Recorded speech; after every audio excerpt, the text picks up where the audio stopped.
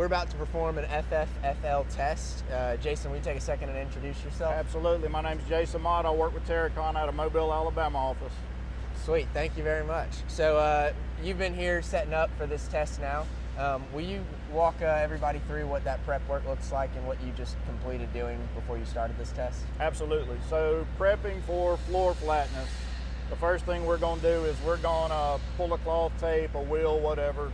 We're going to come up with our total square footage over our entire area that we're going to test. You can't really see it from the video right now, but we have a few stairwells. You have to subtract that out. So just the surface area that we're going to be working on, we're on a slab on deck today. So we're going to take that total square footage and we divide that number by 30. We take that number, let's set that number to the side. We're going to get our width, our shortest distance, and subtract 9 feet from that, and then divide it into that number that we just set aside. That's going to give us our total number of runs. We're always going to have an even number. So the math that we just calculated up here today, we came up with 6.3.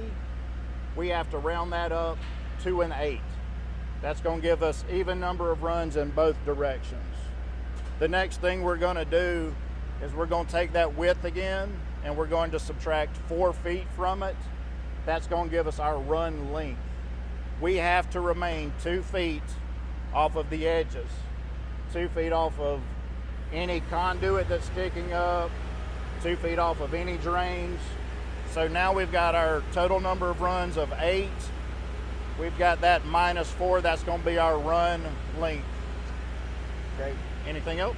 No, that's great. And I think the important thing too, you pointed out, is 2 feet away from anything. So everything, we got these stairwells, embeds, anything like that, we want to stay 2 feet away from. And that's it. So now we've picked out how many runs we have to do, we know how long the runs are, and we've picked out where they're going to be. Yep. Behind us, you can see this line on the ground.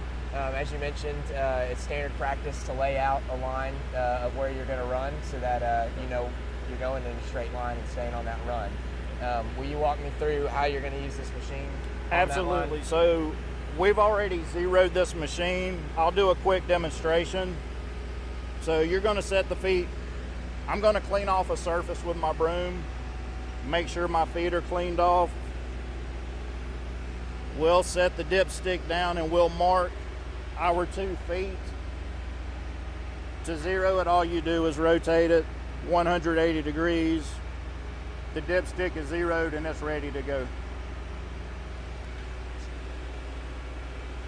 We've got our string set up with a weight on each end.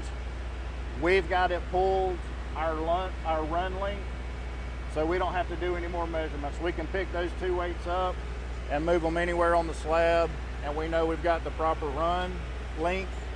So that's about it.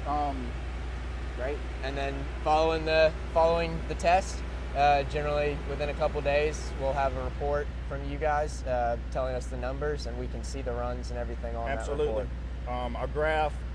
It'll show you a graph of each run, your FF, your FL for every run, each individual run, and the overall test. Great. Thank you very much. Absolutely. We'll get a video of you doing the test now. All right, let's start. Thank you.